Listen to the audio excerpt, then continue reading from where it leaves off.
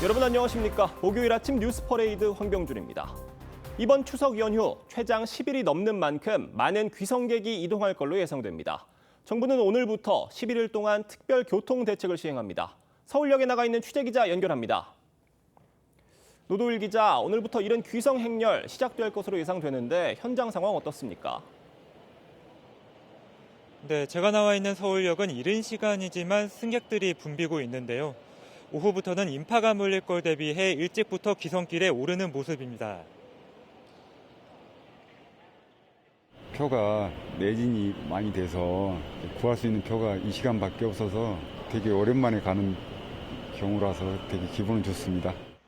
한국교통연구원은 이번 추석 연휴에 약 3,200만여 명이 이동할 걸로 예측했는데요.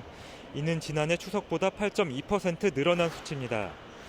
국토교통부는 오늘부터 12일까지 추석 연휴 특별교통 대책기간으로 지정해 안전한 귀성 귀경길 지원에 나섭니다. 고속도로와 일반국도 270여 개 구간을 교통혼잡 예상 구간으로 선정하고 차량 우회 안내 등을 통해 집중 관리합니다. 또 일반국도 13개 구간을 신규 개통의 교통혼잡에 대비합니다. 4일부터 7일 동안은 고속도로 통행료를 면제하고 졸음쉼터와 휴게소를 추가 운영합니다. 버스와 철도 등 대중교통 운행 횟수와 좌석도 평소보다 10% 넘게 늘릴 예정입니다. 이번 연휴 초반에는 전국 곳곳이 흐리고 비가 올 걸로 예측됐는데요. 제주, 호남에서는 오늘 밤부터 모레까지 30에서 80mm의 비가 내릴 걸로 전망됩니다. 내일부터는 경남, 강원도 등에서 조금씩 비가 내릴 걸로 예상됩니다. 기상청은 연휴철 교통량이 많은 상황에서 도로가 미끄러울 수 있으니 주의하라고 당부했습니다. 서울역에서 TV조선 노도일입니다. 추석 연휴를 앞두고 여야 정치인들이 명절 민심 잡기에 나섭니다. 더불어민주당과 조국혁신당, 개혁신당은 오늘 기차역을 찾아 귀성 인사를 할 예정이고 국민의힘은 귀성 인사 대신 송편 빚기 봉사활동을 하기로 했습니다. 김창섭 기자입니다. 더불어민주당이 추석 연휴를 하루 앞둔 오늘 용산역을 찾아 귀성 인사를 합니다. 호남선이 시작되는 용산역에서 진보 지지층의 텃밭으로 여겨지는 호남 민심을 챙기려는 것으로 보입니다. 민주당은 민생회복 소비 쿠폰 2차 지급 등을 언급하며 민생을 강조할 전망입니다. 민주당과 이재명 정부는 민생을 지키고 국민의 삶을 회복하는 일에 최선을 다하겠습니다. 국민의힘은 명절 때면 해오던 기차역 귀성 인사 대신 노인복지관을 찾아 송편 빚기 봉사활동을 하기로 했습니다. 오후에는 경동시장 청년몰을 방문해 청년 소상공인들을 만나 현장 목소리를 들을 계획입니다. 최근 군부대를 방문하는 등 추석을 앞두고 정쟁보다는 민생 현장에 더 집중하겠다는 것으로 풀이됩니다.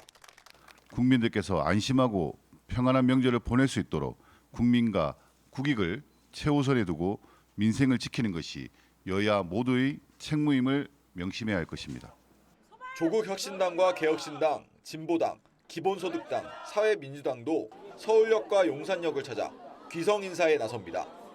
여야 의원들은 추석 연휴 때 스타크래프트 게임 대회를 열기로 했습니다. 이준석 개혁신당 대표와 모경종 민주당 의원, 김재석 국민의힘 의원 등이 참여할 예정인데 여야가 정쟁 대신 게임을 통해 정치 화합을 모색하겠다는 취지입니다. TV조선 김찬섭입니다. 네, 김건희 의혹 특검 파견 검사 40명이 복귀를 요청한 데 대해 검찰 내부에서 지지하는 목소리가 이어졌습니다. 민주당은 파견 검사들의 집단 행동을 항명으로 규정하고 형사처벌까지 언급하며 엄포를 놨습니다. 이로라 기자가 보도합니다. 원대 복귀 의사를 밝힌 김건희 특검 파견 검사들을 지지하는 글이 검찰 내부망에 잇따라 올라왔습니다. 장진영 서울 북부지검 부장검사는 악의 축인 검사들이 파견돼 특검 수사를 오염시키고 있다며 특검에서 내쫓아 민생 수사로 속죄하게 해달라고 썼습니다. 또 특검의 검사가 꼭 필요하면 국민의 대표들이 유일하게 신뢰하는 이문정 검사장을 보내달라고 했습니다. 검찰청 폐지를 결정한 정부 여당과 친여 성향 검사인 이문정 동부지검장을 에둘러 비판한 겁니다. 공봉숙 서울고검검사도 내부망에 파견 검사들의 복귀 요청을 환영하고 지지한다며 정부 조직법의 핵심인 수사 기소 분리가 특검에만 예외로 적용되는 건 모순이라고 지적했습니다. 민주당 3대 특검 대응 특위위원들은 파견 검사들이 검찰 복귀를 요청한 건 이른바 검찰 개혁에 대한 집단 항명이라고 반발했습니다. 검찰개혁법에 검찰의 집단적인 저항이 배후에 있지 않나 이런 의혹을 가지고 있습니다. 앞서 국회에서 기자회견을 연 특위위원들은 파견 검사들을 향해 특권 의식과 우월감에 빠져 있다. 일부 주동자에게 부하 내동한다는 등의 비난을 쏟아냈습니다. 형사처벌될 수 있다는 엄포도 했습니다. 추미애 법사위원장은 SNS에 한마디로 기가 찬다며 오만방자하다고 파견 검사들을 비판했습니다. TV조선 이루랍니다. 네, 이재명 대통령 최측근인 김현지 제1부속실장의 이른바 국감 회피 논란으로 정치권이 연일 시끄럽습니다. 여당 내에서조차 출석을 해야 한다, 할 필요 없다는 의견으로 나뉘고 있는데 야당에서는 김 실장의 차관급 인사 개입설까지 제기하면서 해당 인사는 명백한 허위라고 반박했습니다. 한송원 기자의 보도입니다. 대통령실 우상호 정무수석은 언론 인터뷰에서 김현지 제1부속실장이 국회에 100% 출석한다고 했습니다. 김 부속실장도 국회가 출석의 합의에 요구하면 응하겠다는 입장인 것으로 전해졌습니다. 국감 출석은 말씀드렸듯이 본인이 국회에서 결정하는 바에 100% 따르겠다라는 입장을 분명히 하고 있고 그 입장에는 변함이 없습니다. 민주당에선 김 실장을 국회로 불러 야당의 정치 공세에 노출시킬 필요가 없다는 의견과 당당하게 나오면 된다는 의견이 엇갈립니다.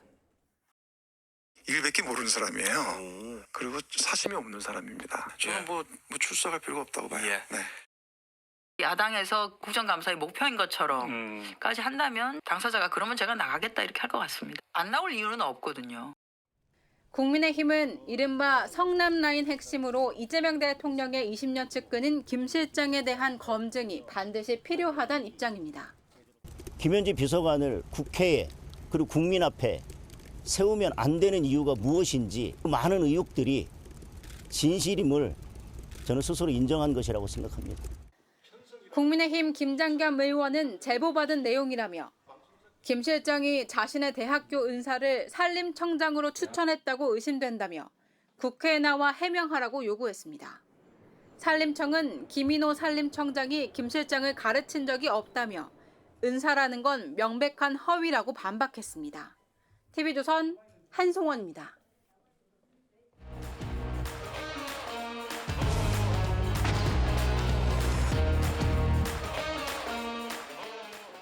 네, 정치권 소식 짚어보는 아침의 맞수 시간입니다. 강성필 더불어민주당 부대변인, 송영훈 전 국민의힘 대변인 나오셨습니다. 안녕하세요. 안녕하세요.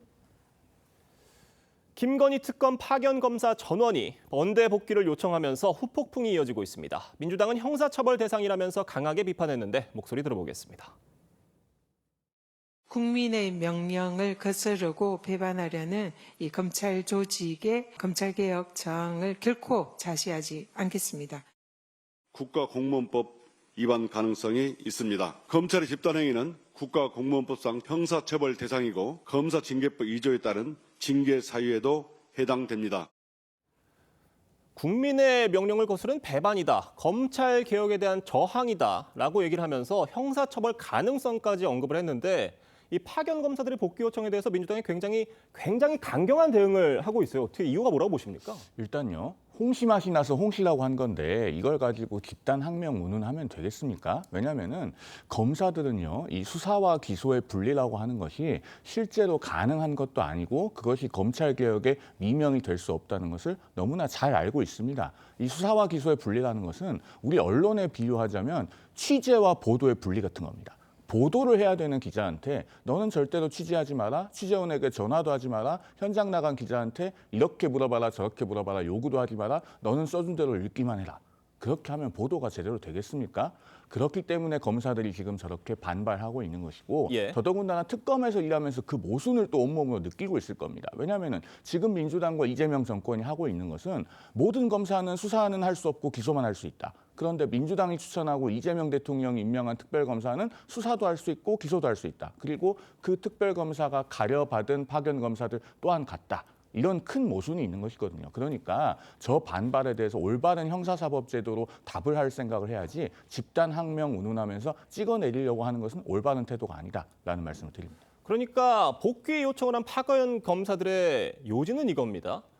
민주당 정권에서 수사와 기소가 분리되는 게 옳다라는 명분으로 검찰청을 쪼개는데 지금 특검에선 수사도 하고 기소도 하고 심지어 공소 유지까지 하는 이 논리적 모순의 상황.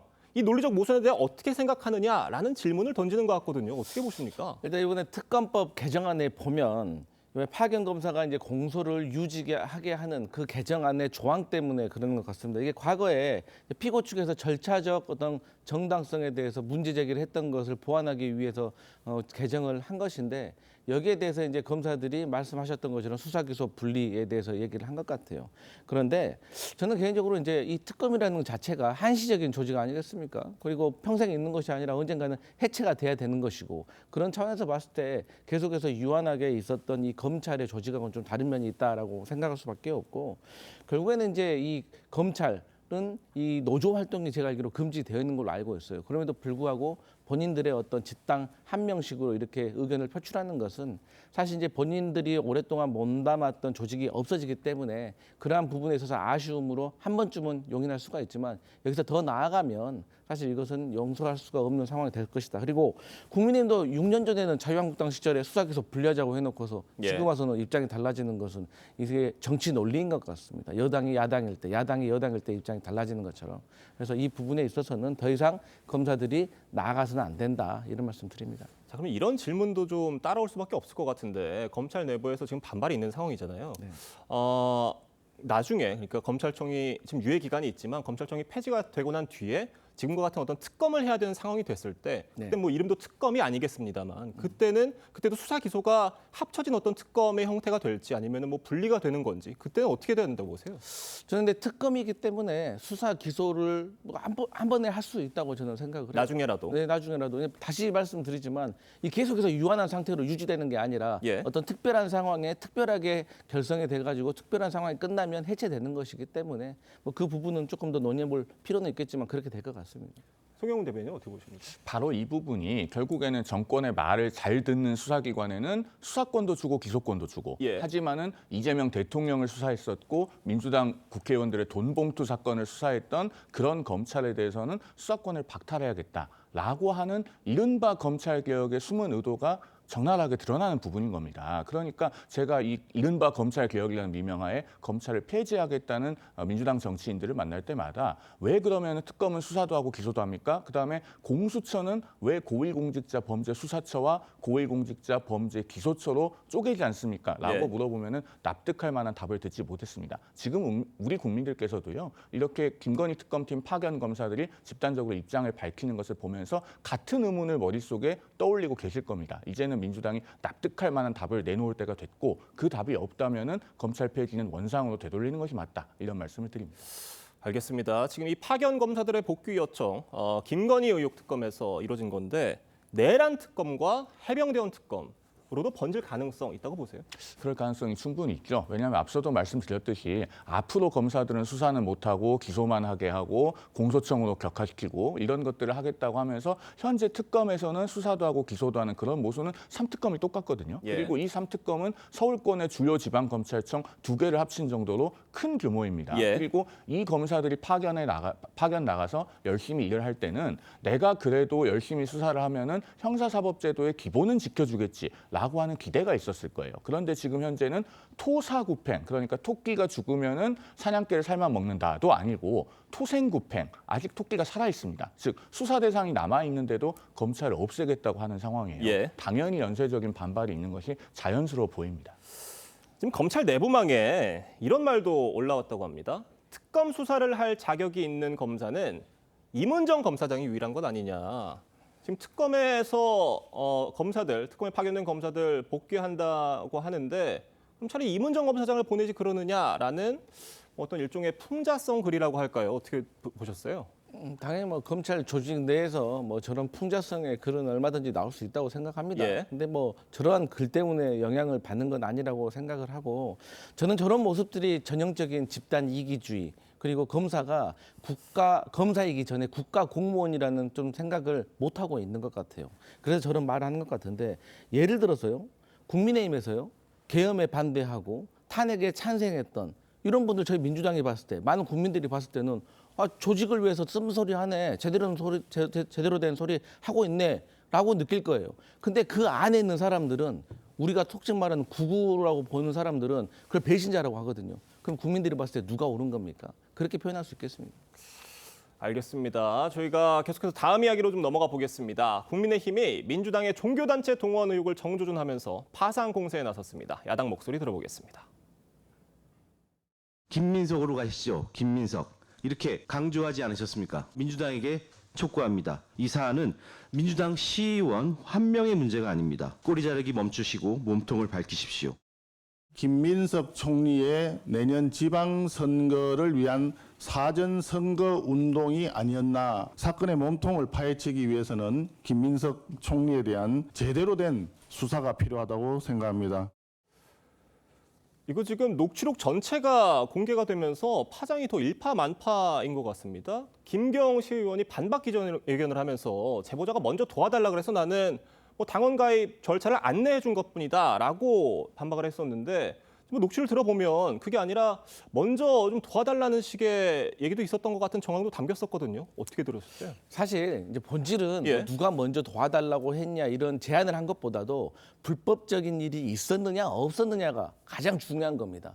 그리고 두 번째로는 그 불법적인 일에 대해서 국민의힘에서 지금 주장하고 있는 것처럼 몸통이 김민석 총리인가 아닌가 이 두 가지만 소명을 하면 돼요. 그런데 저는 개인적으로 제가 뭐 여러 가지 당원 모집도 해봤고 선거에 개입을 많이 해봤지만 저 당비 대납이라는 단어를 딱 들었을 때 김민석 총리하고는 상관없겠구나 그런 확신이 들었어요. 그렇기 때문에 이 서울시 김경 의원도 저는 떳떳하다고 생각하지만 이 부분에 있어서는 저는 뭐 국민의힘에서 고발 조치를 할 거라고 생각을 해요. 그렇게 되면 저는 강제 수사권 동원해가지고 수사하면 나올 일이다라고 생각을 하고 있기 때문에 저희는 떳떳하다. 그렇기 때문에 혹여라도 저희 민주당에 이런 수사 협조가 들어오면 얼마 전에 국민의힘처럼 강하게 거부할 게 아니라 우리는 당당하게 대해서 빨리 진실을 밝히는 게 우리 민주당을 위한 것이다 이런 생각이 들었어요. 그러니까 그 불법적인 지점이 있었느냐는 부분, 당비 대납 의혹 시도, 그 시도가 있었는지를 국민의힘은 그러니까 지금은 일단 제보자가 그 부분에 대해서 문제를 느껴서 실행에 옮기진 않았다고 하지만 그게 뭐 전에도 있었을 수 있다는 그런 지금 의심을 하고 있는 것 같거든요. 국민의힘은 어떻게 보십니까? 일단 우리가 당비 대납이라고 하는 것은요. 아이돌 그룹에 대한 영혼 보내기가 아니지 않습니까? 영혼 보내기라고 하는 것은 콘서트 표만 사고 거기 현장에 안 가면서 아이돌 그룹에게 도움이 되도록 하는 걸 말합니다.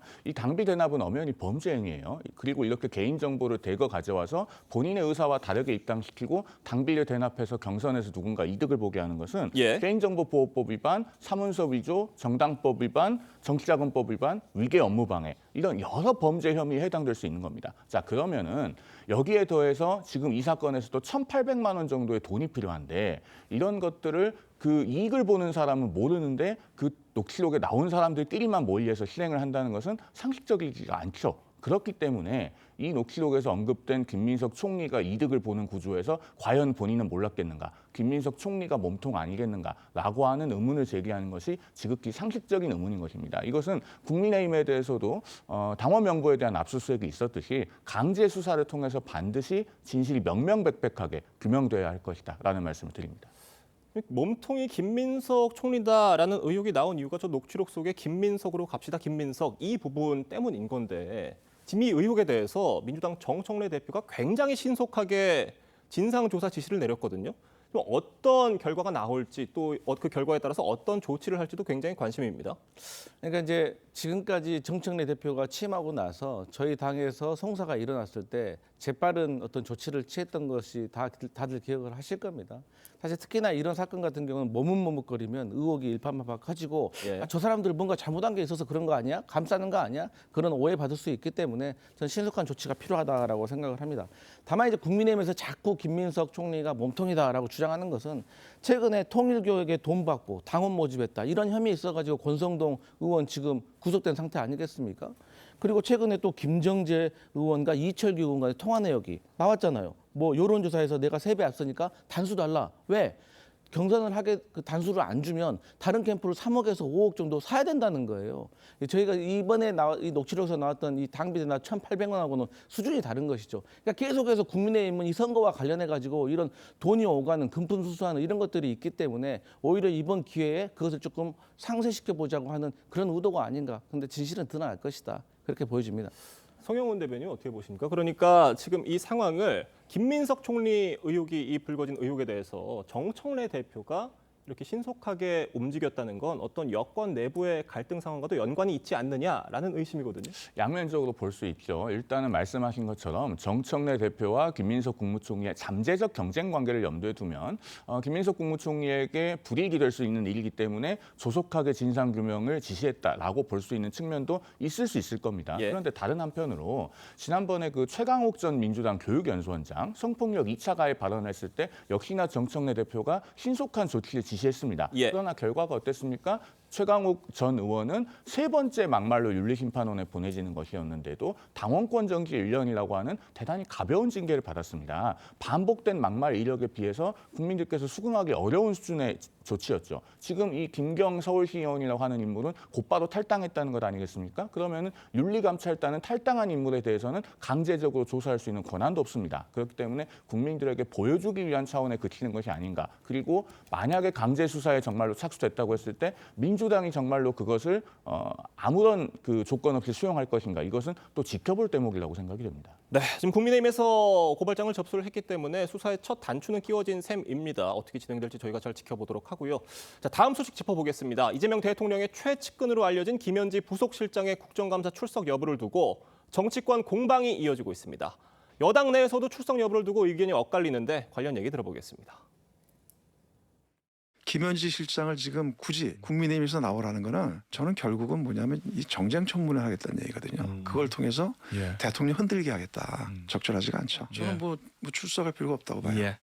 뭐 야당에서 마치 그거 하나가 이번 국정감사의 목표인 것처럼까지 한다면 저는 아마 당사자가 그러면 제가 나가겠다 이렇게 할 것 같습니다. 왜냐하면 뭐 안 나올 이유는 없거든요. 근데 저희가 앞서 리포트로도 같이 들어보셨는데 네. 대통령실 대변인이 네. 지금 김현지 부속실장 나갈 것이다. 국회가 동의하면 국회 동의가 있으면 그에 따를 것이다. 라고 얘기를 했는데 지금 문제는 저희가 들어본 것처럼 민주당 상황인 것 같아요. 나가라는 사람도 있고 나가지 말라라는 사람도 있어서 결국 민주당에서 증인 채택을 해줘야 나갈 수가 있는 상황인 것 같거든요. 저는 그 민주당에서도 증인 채택하면 할 것 같아요. 그리고 저는 듣기에는 거의 대부분의 저희 민주당 당내 분위기 들어보면 증인 채택을 할 것이다. 네, 저는 또 민주당 안의 분위기가 김현지 실장 나오기로 했네 이런 분위기로 쫙 어제 확신이 되는 분위기더라고요. 그리고 저는 정무적으로 판단을 했을 때 저는 제발 국민의힘 의원들이 김현지 실장 좀 불러놓고 업무와 상관이 없는 정쟁적인 요소로 막 공격을 할 것 같아요. 그러면은 그걸 본 국민들이 역시 국민의힘 저러려고 불렀구나 그렇게 생각할 것 같습니다. 그러면은 참 이게 김현지 실장을 공격하는 모습이 과연 국민의힘에게 이득이 될까 아니면 민주당에게 이득이 될까라는 것을 계산을 해본다면 저희 민주당에서는 김현지 실장을 부르지 않을 이유가 없다. 제발 나오면은 공격해달라 이런 입장입니다. 어떻게 보십니까? 나와야죠. 3가지 분명한 이유가 있습니다. 일단 국정감사에서 직전까지 총무비서관 했던 사람이 나오지 않으면 도대체 대통령실의 살림살이에 대해서 어떻게 따져 묻고 제대로 된 답을 듣겠습니까? 윤석열 정부의 마지막 총무비서관이었던 윤재순 전 총무비서관도 지난 9월 22일에 국정감사도 아닌 국회 청문회 증인으로 출석했습니다. 그런 전례가 있다는 걸 말씀드리고요. 그다음 두 번째로 김현지 부속실장이 안 나오면 대통령실의 서열이 꼬입니다. 우상호 정무수석이 언론에다가 100% 나올 것이다 라고 했는데 민주당 의원들이 전부 다 엄호하면서 결국에 증인 채택을 안 하면 대통령실에서 누가 더 위인 겁니까? 정무수석보다 부속실장이 파워가 더 강하다라고 하는 것이 입증이 되는 셈이죠. 세 번째로 이렇게 꽁꽁 싸매면요. 자, 지난 일주일 동안 김현지 실장에 대한 논란을 보면서 우리 국민들의 머릿속에서는 안 오는 건지 못 오는 건지 오지 않는 사람아라고 하는 노래 가사가 연상이 됐었을 건데 이제 추석 명절 밥상에 애지중지현지라고 하는 6글자가 오게 될 겁니다. 대통령께서 얼마나 애지중지하는 측근이면은 저렇게까지 엄호하면서 꽁꽁 싸매고 못 나오게 하겠는가 이런 의문을 받고 싶지 않다면은 오늘이라도 증인 채택에 만장일치로 동의를 하는 것이 옳겠다라는 말씀을 드립니다. 그러니까 대통령실에서는 우상호 정무수석이 100% 나갈 것이라고 얘기를 했기 때문에 김현지 부속실장이 나가는 것이 어떤 서열 순위에 있어서 자연스럽다라는 말씀이신 건데 지금 뭐 최근에 이런 말도 있었잖아요. 삼통시대라고. 용산에도 대통령이 있고 여의도에도 대통령이 있고 뭐 다른 곳에도 있어서 지금 그렇게 돼 있다라는 얘기였는데 그러니까 결국 당에서 동의를 해주지 않을 가능성도 있는 거예요. 어떻게 보세요? 그런 포석이 김남준 대변인의 브리핑에서 나온 것이 아닌가 싶어요. 예. 그러니까 국회가 동의하면, 국회가 채택하면이라고 하는 말은 하나의 조건이자 단서거든요. 그러면은 압도적으로 지금 민주당이 다수 여당인 상황에서 민주당 의원들이 반대하면 국회에서 채택을 안 해주니까 나가지 않는 것일 뿐이다. 이렇게 정리하려고 하는 것으로 보이는 것이죠. 이런 의심을 받고 싶지 않으면 오늘이라도 민주당 의원들께서 전원 증인 채택에 동의를 하시라라는 말씀을 드리는 겁니다. 알겠습니다. 이런 상황에서 국민의힘 김장겸 의원이 김 실장이 자신의 대학교 은사를 산림청장으로 추천했다는 의혹을 제기를 하기도 했습니다. 산림청은 명백한 허위라고 반박을 했는데 이 논란은 어떻게 보셨습니까? 일단 첫 번째, 그 은사와 제자 관계가 되려면 같이 뭐 학교에서 뭐 가르침을 받고 이렇게 해야 되지 않겠습니까? 근데 김현지 부속실장은 신구대 환경조경학과에서 공부한 적이 없습니다. 그리고 두 번째, 은사라고 지목되는 김민호 청장도 나는 김현지가 내 제자가 아니다라고 얘기를 하고 있는 거예요. 그렇기 때문에 이 부분에 있어서는 김장겸 의원이 이제 책임 있는 증명을 해내야겠죠. 그런데 저는 이런 생각도 해요. 뭐 사적 관계 이런 걸 다 떠나서 사적 관계라고 합시다. 사적 관계라고. 우리 정치권에서도 사실 그 뭐 어떤 유명한 교수 아래서 공부했던 제자가 나중에 성장해가지고 훌륭하신 분이고 능력 있으니까 추천할 수 있는 거 아닙니까? 그리고 윤석열 정부에서도 그런 일 많이 있지 않았어요? 그래서 저는 이 사제 관계가 중요한 게 아니라 이 그 김민호 청장이 그 청장으로서 능력이 있는지 없는지에 대해서 국민의힘이 조금 더 지적하면 그게 더 설득력이 있지 않을까 이런 생각해 봅니다. 그러니까 말씀해 주신 것처럼 사제 관계는 아니라고 하는데 이 김민호 산림청장과 김현지 실장이 오랜 기간 인연을 맺어왔다고도 전해지는 상황입니다. 그러니까 이 대통령의 성남시장 재임 시절에 성남시에 지원을 받는 시민단체가 있었습니다. 성남의제 21이라고 많이 들어본 단체예요. 이곳에서 7년 동안 함께 활동을 했다고 하는데 어떻게 보셨어요? 그러니까 핵심은요. 사제 관계냐에 있는 것이 아니라 오히려 사제 관계보다 더 끈끈한 관계가 있어서 김현지 전 총무비서관이 본인의 영향력을 저 산림청장 인사에 행사했는가가 핵심인 겁니다. 자, 지금 저 두 인물은 성남의제 21이라고 하는 시민단체에 7년 동안 같이 일을 했어요. 김인호 산림청장은 정책위원장이었고 김현지 부속실장은 사무국장이었습니다. 그리고 당시에 그 백현동 한국식품연구원 부지 녹지 지역에서 준주거 지역으로 4단계 종상향이 되는 그 전례 없는 일을 통해서 개발이 됐는데 환경영향평가 당시에 저 성남의제 21이 보고서를 냅니다. 그런데 녹지 지역을 풀어주는 것이었는데도 굉장히 긍정적인 보고서를 내고 오히려 개발할 거면 잘하라는 식으로 되어 있었다고 하죠. 그 작성자가 지금의 김민호 산림청장이고 그 보고서가 나갈 때 사무국장이 김현지 실장이라고 하는 겁니다. 그러면은 백현동 개발 사업에 있어서의 그 과정에 대해서도 김현지 실장이 얼마나 잘 아는 인물이겠습니까? 이렇게 의문이 꼬리에 꼬리를 물고 이어지는 것이기 때문에 자, 지금 대통령실이 해야 될 조치는 세 가지입니다. 첫째, 저 산림청장 인사에 개입을 했는지 명명백백하게 진실을 밝혀야 됩니다. 두 번째로 김현지 실장의 베일에 쌓여있는 프로필에 대해서도 국민들의 의문이 없도록 공개를 해야 됩니다. 세 번째로 거듭 말씀드리지만 국감의 증인으로 출석시켜서 이런 여러 가지 논란들을 해소하기 위한 적극적인 조치가 필요하다. 본인이 국회라고 하는 단서를 달지 말고 빨리 나와야 된다라는 말씀까지 아울러 드리겠습니다. 네, 대통령실에서는 김현지 부속실장의 인사 이동에 대해서 이번 국감 출석 논란과는 무관하다는 입장을 밝혀왔는데 중요한 건 국민들의 생각이겠죠. 오늘 두 분 말씀은 여기까지 듣겠습니다. 감사합니다. 법원이 통일교 로비 의혹에 연루된 권성동 국민의힘 의원과 한학자 통일교 총재의 구속을 모두 유지하기로 결정했습니다. 서울중앙지법은 어제 권 의원과 한 총재가 각각 청구한 구속 적부심에 대해 청구 이유가 없다고 인정된다며 모두 기각했습니다. 이에 따라 이미 구속 상태인 두 사람은 그대로 구치소에 머무르며 재판을 받게 될 전망입니다. 민주당은 앞서 지규현 부장판사에게 20여 차례 룸살롱 접대를 했다는 제보를 받았다고 추가 폭로를 했습니다. 하지만 저희 취재 결과 해당 제보자는 대법원 조사에서 지 부장판사와 1년에 한 번 만나는 사이라고 진술한 걸로 전해졌습니다. 안혜리 기자의 단독 보도입니다. 정의찬 민주당 원내대표실 정무실장이 대법원의 지기현 부장판사 감사 결과를 비판하며 추가 의혹을 제기합니다.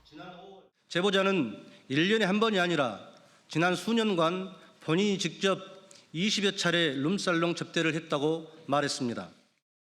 정 실장은 직위원 술자리 접대 의혹을 최초 제기한 사진 속 법조인에게 들은 내용이라고 설명했습니다. 그런데 대법원 윤리감사관실도 해당 제보자를 직접 조사한 걸로 확인됐습니다. 제보자는 대법원 조사에선 지 부장판사와는 1년에 한 번 정도 보는 사이라고 진술한 걸로 전해졌습니다. 이에 따라 대법원은 지 부장판사가 평소 비용을 냈고 문제의 사진이 찍힌 2023년 8월 이후엔 추가 만남이 없었다는 결론을 내렸습니다. 대법원 관계자는 윤리감사관실이 조사한 내용을 외부 의원들이 참여하는 감사위원회 심의를 거쳐 발표한 것이라며 조사 내용이 사실과 다르지 않을 것이라고 했습니다. 윤석열 전 대통령 내란 재판을 맡고 있는 지 부장판사를 둘러싼 양측의 주장이 첨예하게 엇갈리는 겁니다. TV조선 안혜리입니다. 네, 경찰이 압수해 보관해 오던 작물 오토바이를 2번이나 도난당했습니다. 모두 10대 청소년이 훔쳐 타고 다닌 것으로 파악됐는데 경찰은 도난당한 사실도 2주가 지나서야 알아차렸습니다. 이성진 기자의 보도입니다. 10대 2명이 오토바이를 타고 빠른 속도로 달립니다. 안전모조차 쓰지 않았습니다. 인근 경찰서에서 오토바이를 훔쳐 달아나는 겁니다. 이들이 훔쳐간 오토바이는 열흘 뒤 번호판 없는 상태로 발견돼 북면 파출소에서 회수해 보관했습니다. 그런데 어찌된 일인지 이 오토바이는 닷새 뒤인 지난달 18일 다시 도로에서 발견됐습니다.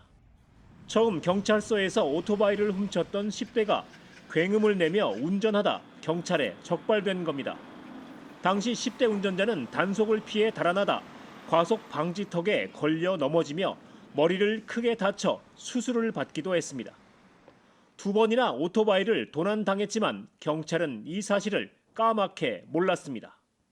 오토바이 키도 뽑아져 있는 상태에서 가져가리라고 그 생각을 너무 안일하게 한 거였습니다. 경찰은 이곳 압수물 창고에 여유 공간이 없어서 오토바이를 밖에 보관했다고 해명했습니다.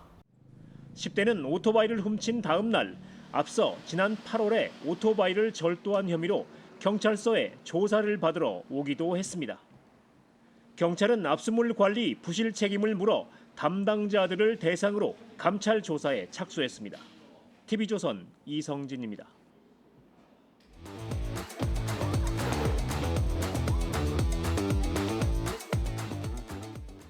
화제가 된 사건 사고 소식 짚어보는 아침의 이슈 시간입니다. 정혁진 변호사, 조기현 변호사와 함께 자세한 이야기 나눠보도록 하겠습니다. 안녕하십니까? 안녕하세요. 윤석열 전 대통령 측 변호인인 김계리 변호사가 빠듯한 재판 일정으로 윤 전 대통령이 식사도 제대로 못한다면서 호소를 했습니다. 관련 내용 들어보겠습니다.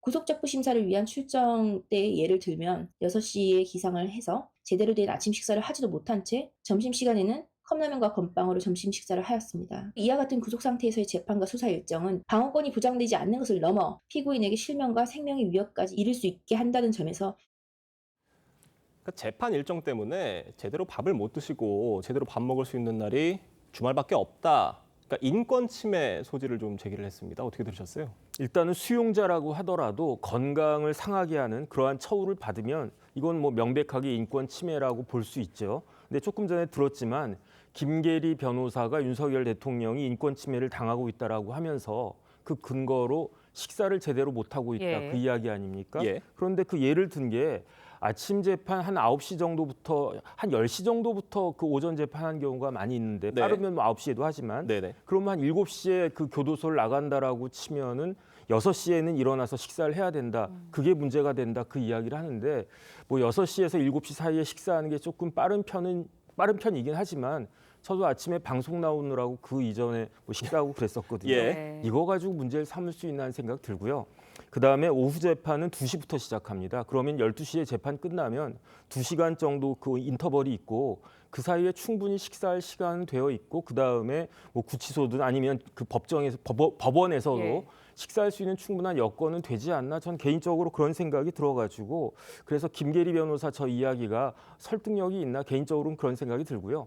그다음 다른 걸 다 떠나가지고 지금 윤석열 전 대통령은 재판을 거부하고 있는 그 입장 아니겠습니까? 재판에 나오는 경우가 거의 없는데 저런 이야기가 얼마나 설득력이 있나 저는 그런 생각 들고요. 그다음에 어쨌든 여당에서는 윤석열 전 대통령이 구치소에서 마치 큰 특혜를 받는 것처럼 주장하고 있고 여기에 반해서 변호인 측에서는 인권 침해를 당하고 있다는 식의 이야기를 하는데 제 개인적인 생각은 둘 다 별로 이렇게 설득력이 없고 말이 안 되는 이야기 아닌가 그런 생각 듭니다. 네, 일단 뭐 정성호 법무부 장관 윤 전 대통령 측 주장에 대해서 밥투정 부리고 있다, 후한무치한 태도다. 그러면서 이제 인권 침해 받고 있다는 궤변 반복하고 있다 이렇게 강하게 비판했거든요. 이건 어떻게 들으셨어요? 김계리 변호사의 저 주장 자체가 전혀 사실이 아닌 거죠. 일단 전제가 된 빠듯한 재판 일정 때문에 식사를 제대로 못 한다는 건데 지금 재판에 출석하고 있습니까? 그러니까 본인이 서바이벌이라고 하는 1.8평 그 독방에 하루 종일 있었습니다. 그리고 지금 그래서 예를 든 게 구속 적부심 때 한번 출석하는 과정에서 있었던 뭐 일을 가지고 얘기를 한 건데 지금 전혀 식사 제공 뭐 기타 등등 수용 생활에 아무 문제가 없어 보이고 특별히 뭐 이 특별한 인권 침해를 받고 있다고 보면 아무런 근거가 없습니다. 지금 그 주장 자체는 왜 특별한 대우를 해주지 않느냐는 강변을 하고 있는 것으로 보여져서 전혀 설득력이 없는 데다가 지금 말씀하신 것 같이 출정 때는 관련된 식사를 다 준비하고 늦어지는 경우에는 또 교도소 측에서 이후에 식사할 수 있도록 다 준비해 놓습니다. 그러니까 식사를 못하는 상황은 전혀 발생하지 않고 있음에도 불구하고 보석 신청 인용을 위해서 저런 인권 침해 주장 그래서 석방되어야 된다는 강변을 하고 있는 것 같은데 오히려 보석 신청을 기각해달라는 어떤 진정과 같이 들릴 정도로 지금 윤석열 전 대통령의 보석 심사에 전혀 도움이 안 되는 주장을 하고 있습니다. 지금 윤석열 대통령이 말씀해 주신 것처럼 보석 결과를 기다리고 있는데 윤석열 대통령 전 대통령 측에서는 그러니까 법무부 장관이 이 보석 관련한 정치적 발언을 했다라면서 재반박에 나섰거든요. 이 점은 어떻게 보십니까? 저는 법무부 장관이 저렇게 감정적인 이야기 할 이유가 있나? 저는 그런 생각 들고요. 누가 봐도 그건 보면 되는 거고 그다음에 이제 보석이라고 하는 거는요. 그야말로 전적으로 재판부의 재량에 달려 있는 겁니다. 그 형사소송법을 보면 범죄의 성질이나 죄상, 증거의 증명력, 전과 성격, 환경 뭐 이런 것들을 종합적으로 판단한 다음에 보석 여부를 결정하라 이렇게 되어 있는데 결국은 판사 마음이란 이야기거든요. 그러면 판사가 알아서 하면 되는데 여기에 대해서 저렇게 이러쿵저러쿵 이야기를 하는 것은 법무부 장관으로서 처신이 맞지 않다. 저는 그런 생각도 듭니다. 네, 그런가 하면 이제 법무부에서 윤 전 대통령이 지난 1월 이제 내란 우두머리 혐의로 검찰에 구속돼서 서울구치소에 수용돼 있던 기간에 교정 직원들이 24시간 수발을 들었다라는 의혹과 관련해서 감찰에 나섰거든요. 그렇다 보니까 근데 이 게시글이 올라온 게시판이 현재 교도관을 인증해야만 글을 쓸 수 있는 곳이에요. 그렇다 보니까 신빙성이 있다고 봐야 되냐 아니냐 이 부분에 대해서 관심이 쏠리는데 어떻게 보세요? 뭐 매우 신빙할 수 있는 글이죠. 실명을 인증하고 특히 교도관들 커뮤니티이기 때문에 거기에 본인의 어떤 다른 정치적 소신이나 이런 걸 개입시켜서 허위 주장할 아무런 동기가 없습니다. 그리고 지금 주장하는 내용들은 이 교도관의 글이 아니더라도 이미 알려져 있었고 이 구체적인 사항만 몰랐을 뿐이지 상당히 말도 안 되는 특혜가 제공되고 있었다는 것은 어느 정도 공공연하게 알려졌던 사실까지 고려하면 그동안 교도관들이 말하지 못했던 진실을 얘기하고 있고 또 법무부의 감찰을 앞두고 이런 사실관계를 밝혀야겠다는 용기 있는 어떤 글을 올리기 시작했다라고 보는 게 맞을 것 같고요. 조국혁신당 박은정 의원에 또 의하면 이 더 구체적인 사실관계 예를 들면 독극물 검사를 하겠다면서 음식에 뭐 맛을 본다거나 이런 조치까지 있었다는 얘기까지 나오고 있는 걸 보면 1차 구속 기간 동안에 서울구치소 측에서 윤석열 피의자에게 제공했던 특혜는 도저히 있을 수 없는 특혜라는 사실이 밝혀질 거고 아마 감찰을 통해서 그 책임자들에 대한 어떤 법적 행정적 처분까지 이루어져야 될 사항으로 봅니다.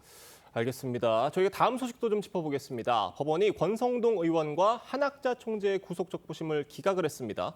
왜 두 사람 모두 석방이 안 된다고 법원이 판단했다고 보세요? 일단 구속적부심이라고 하는 건요. 구속이 된 이후에 그 구속이 적당하냐 부당하냐를 심사하는 거거든요.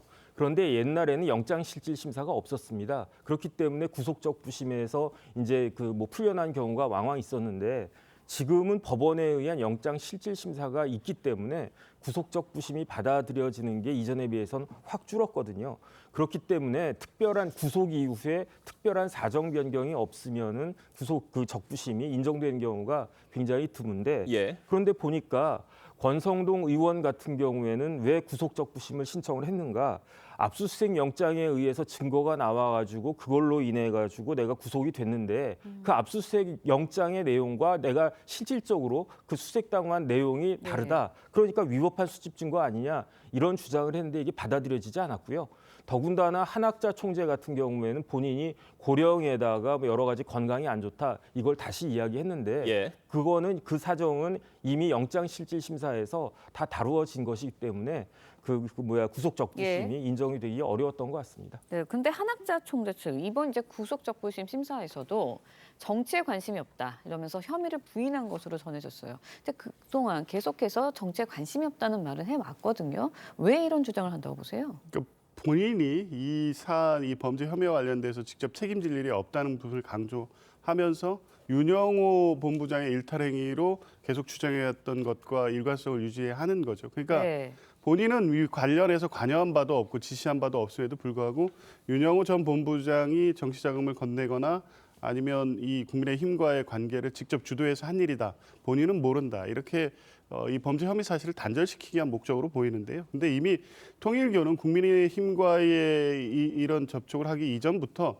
당을 만들어서 전국 선거에 출마시키면서 한학자 총재가 주장하고 있는 정교 일치의 사회를 만들려는 목표를 계속 가지고 오다가 그게 실패하니까 이번 대선에서는 직접 지도자를 물색한 것이고 그게 윤석열 정권이었던 겁니다. 이런 사정을 종합해서 보면 한학자 총재가 모르는 사이에서 이루어질 리는 없었죠. 그렇기 때문에 구속영장이 발부된 거고요.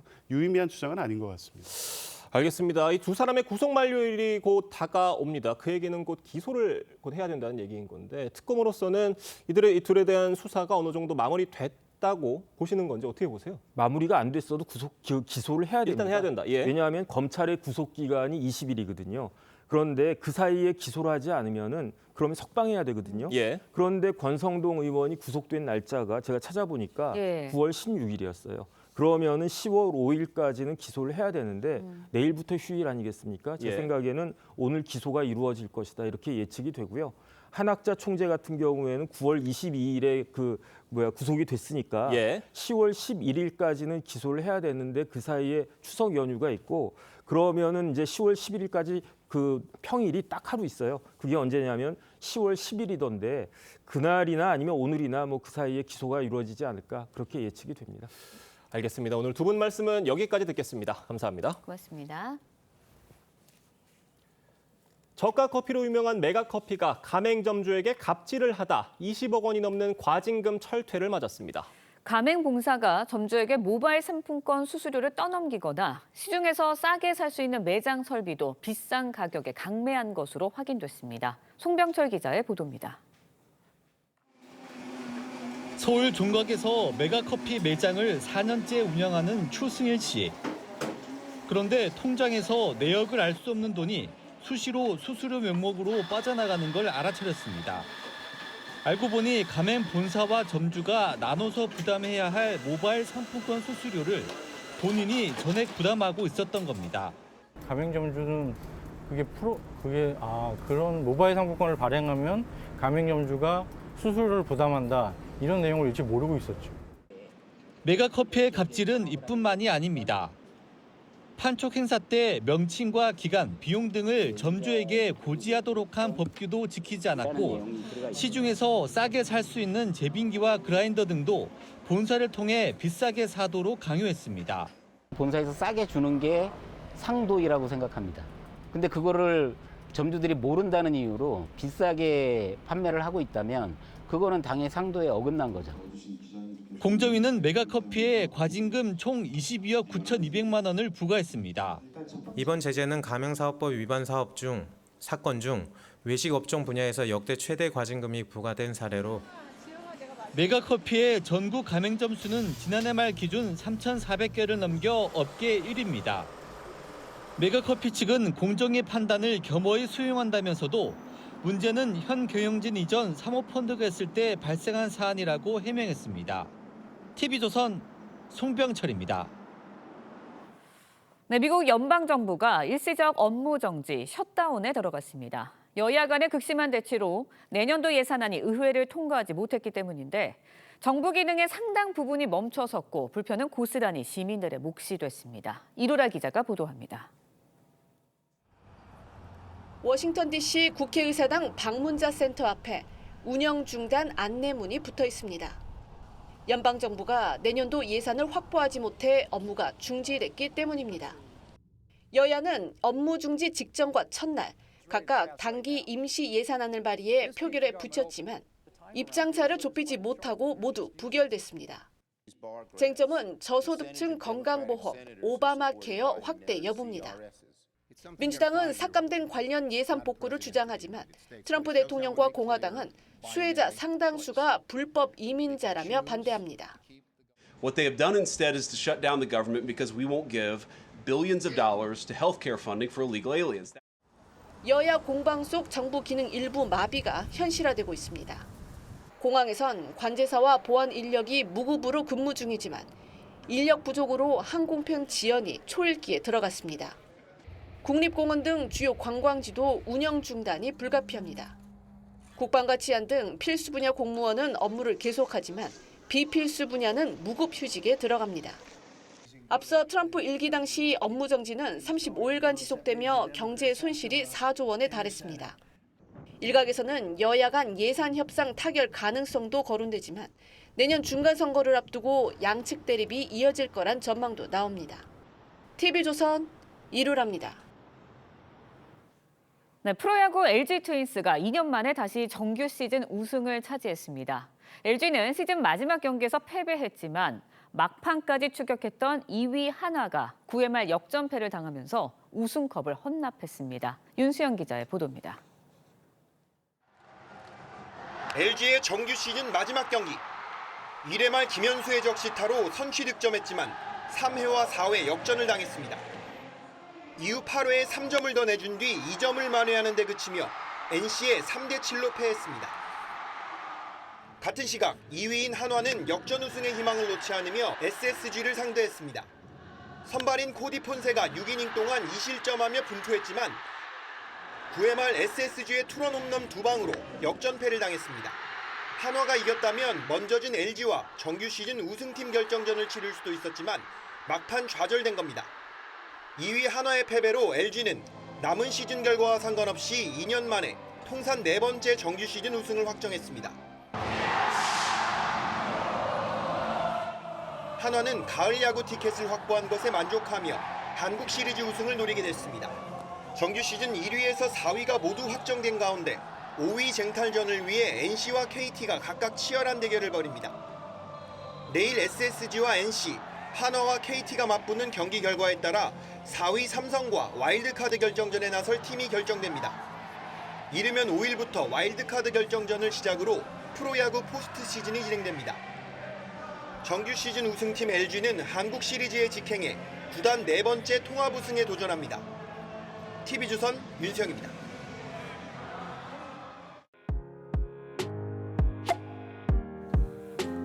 렌즈에 담긴 그 순간 그 의미를 짚어보는 시간이죠. 사진 기자가 선택한 아침의 한 장입니다. 오늘은 조선일보 사진부 이태경 기자와 함께합니다.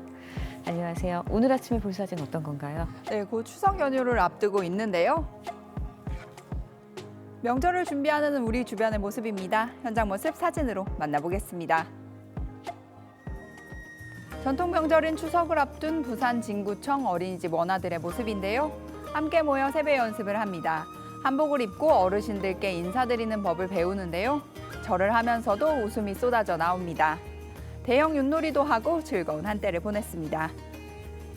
네, 사진만 봐도 참 즐거운 것 같은데요. 또 명절을 맞이해서 즐거운 시간을 보낸 견공들도 있다고요? 네, 그렇습니다. 반려견들도 명절을 맞아 한복을 입고 나섰는데요.